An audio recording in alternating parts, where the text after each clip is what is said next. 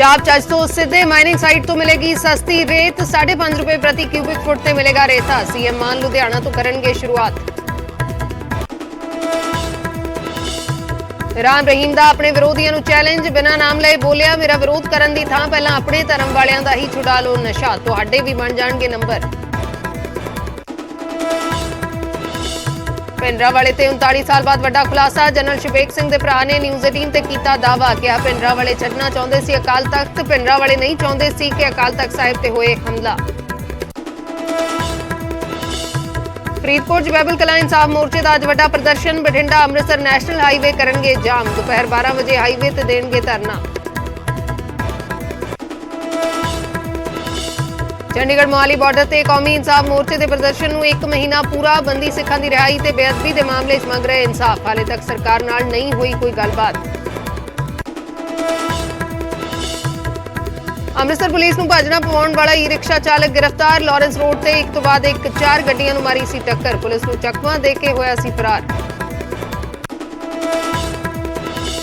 साबका भारतीय क्रिकेटर विनोद कांबली ते FIR, शराब के नशे च पत्नी नाल कुटमार करने का इल्जाम, पत्नी के सिर ते कुकिंग पैन मार के कीता जख्मी।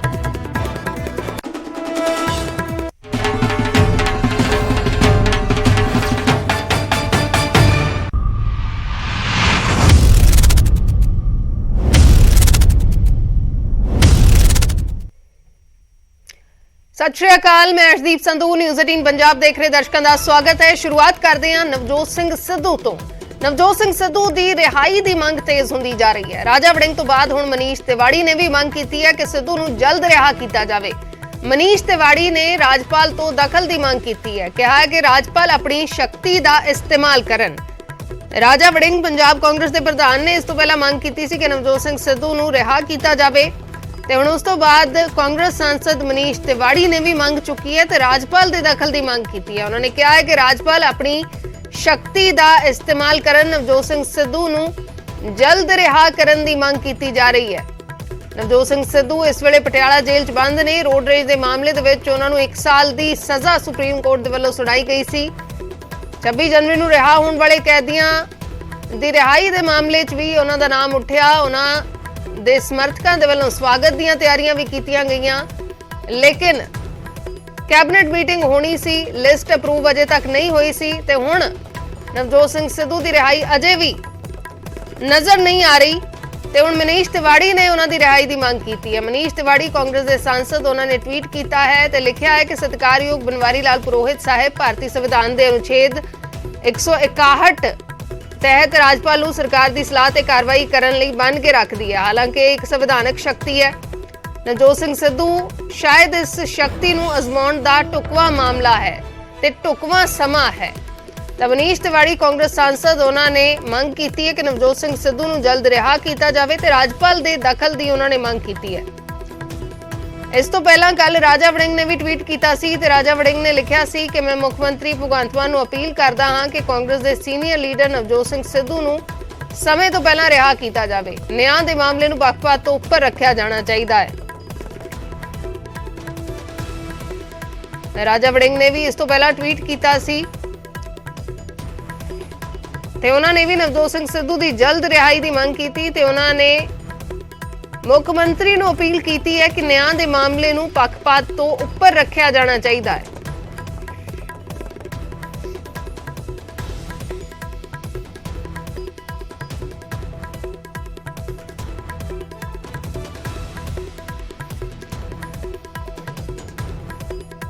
अमन भारद्वाज मेरे सहयोगी जुड़े ने होर जानकारी दे लई। अमन, कि किवें देखा जाए इस सब नूं? राजा वड़िंग ने भी हुण मंग की है, मनीष तिवाड़ी ने भी मंग की है, नवजोत सिंह सिद्धू अजे पटियाला जेल दे विच बंद ने।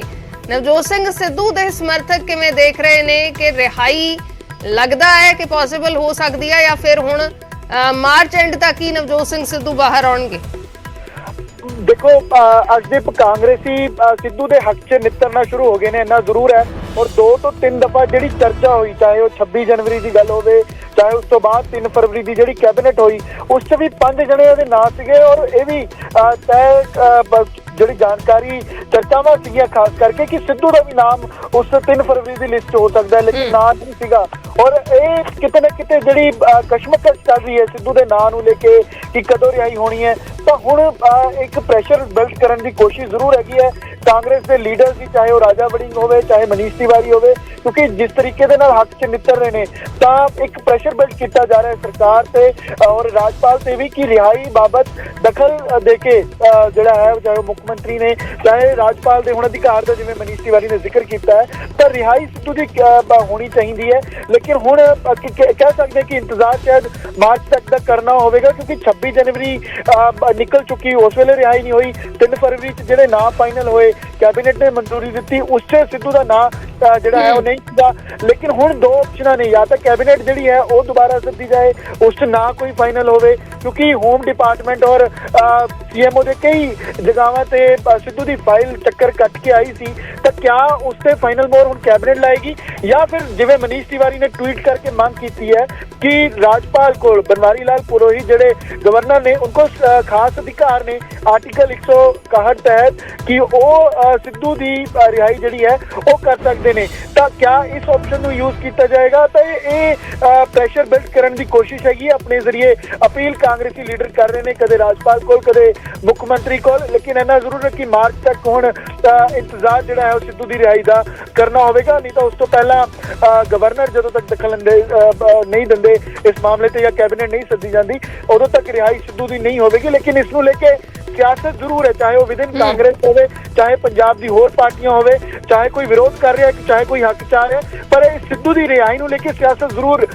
ਅਸੀਂ ਵੇਖਣ ਨੂੰ ਮਿਲ ਰਹੀ ਹੈ ਔਰ ਹਰ ਕੋਈ ਆਪਣੇ ਤਰੀਕੇ ਦੇ ਨਾਲ ਅਪੀਲ ਵੀ ਕਰ ਰਿਹਾ, ਵਿਰੋਧ ਵੀ ਕਰ ਰਿਹਾ।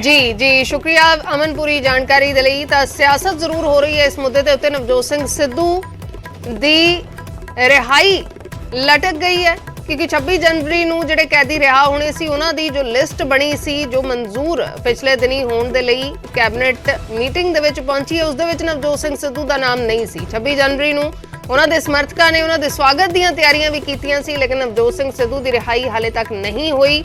ਇਸ ਵਿਚਾਲੇ ਪੰਜਾਬ ਕਾਂਗਰਸ ਦੇ ਪ੍ਰਧਾਨ ਰਾਜਾ ਵੜਿੰਗ ਮੰਗ ਕਰ ਰਹੇ ਨੇ ਕਿ ਉਹਨਾਂ ਨੂੰ ਜਲਦ ਤੋਂ ਜਲਦ ਰਿਹਾ ਕੀਤਾ ਜਾਵੇ, ਪੱਖਪਾਤ ਨਾ ਕੀਤਾ ਜਾਵੇ। ਦੂਸਰੇ ਪਾਸੇ ਮਨੀਸ਼ ਤਿਵਾੜੀ ਨੇ ਰਾਜਪਾਲ ਦੇ ਦਖਲ ਦੀ ਮੰਗ ਕੀਤੀ ਹੈ।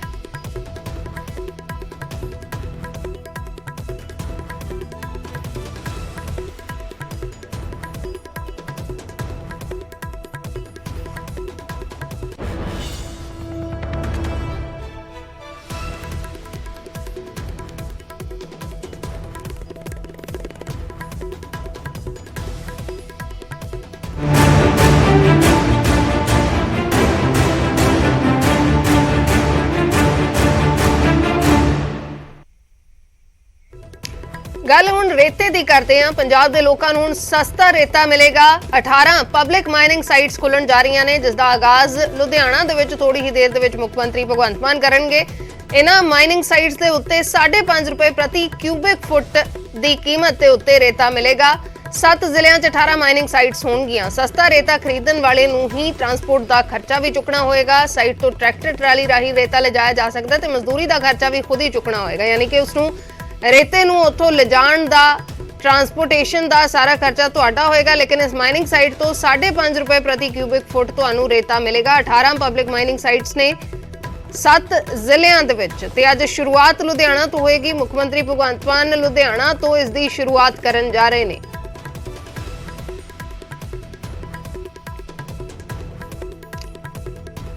ਪਬਲਿਕ ਮਾਈਨਿੰਗ ਸਾਈਟਾਂ ਨੇ 18 ਪਬਲਿਕ ਮਾਈਨਿੰਗ ਸਾਈਟਾਂ ਜਿੱਥੋਂ ਸਸਤਾ ਰੇਤਾ ਹੁਣ ਮਿਲੇਗਾ। ਇਹ ਸਾਰੀਆਂ ਪਬਲਿਕ ਮਾਈਨਿੰਗ ਸਾਈਟਾਂ ਨੇ ਜਿੱਥੇ ਲੋਕ ਖੁਦ ਜਾ ਕੇ ਆਪਣੀ ਟਰੈਕਟਰ ਟਰਾਲੀ ਲਿਜਾ ਕੇ ਰੇਤਾ ਲਿਆ ਸਕਦੇ ਨੇ। 5.5 ਰੁਪਏ ਪ੍ਰਤੀ ਕਿਊਬਿਕ ਫੁੱਟ ਇੱਥੇ ਰੇਤਾ ਮਿਲੇਗਾ।